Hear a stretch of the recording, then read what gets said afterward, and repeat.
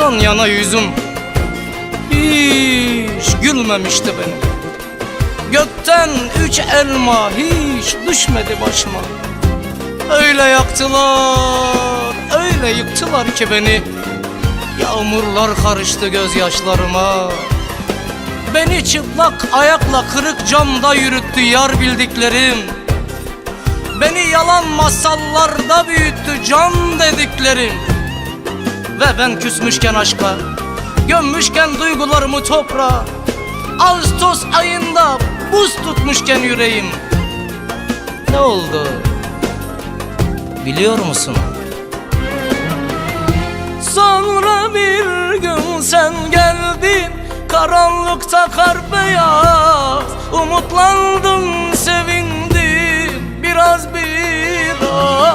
Başıma taç yaparım, bir gül gibi koklarım. Kalbin benim olsun mu? Kalbin benim olsun mu? Sonra bir gün sen geldin, karanlıkta kar beyaz. Umutlandım, sevindim biraz. Başıma taç yaparım, bir gül gibi koklarım. Kalbin benim olsun mu? Kalbin benim olsun mu?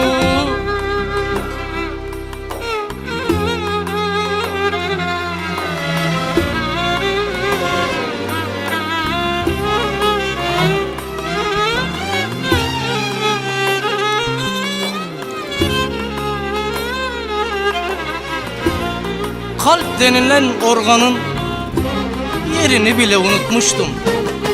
Evden işe, işten eve her duygumu kurutmuştum.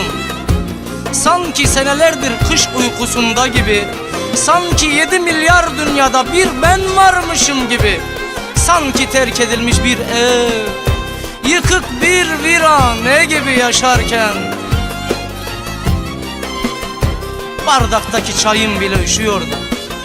Mutfağımda aş değil, hep yalnızlık pişiyordu.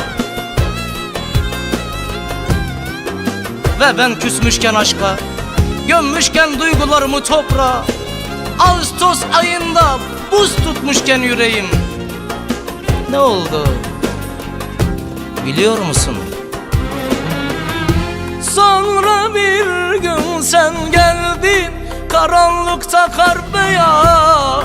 Umutlandım, sevindim biraz. Başıma taç yaparım, bir gül gibi koklarım. Kalbin benim olsun mu? Kalbin benim olsun mu?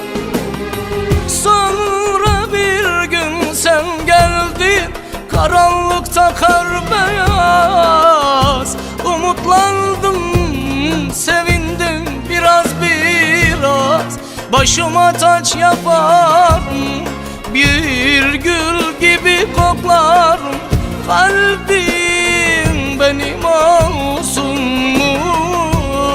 Kalbin benim olsun mu?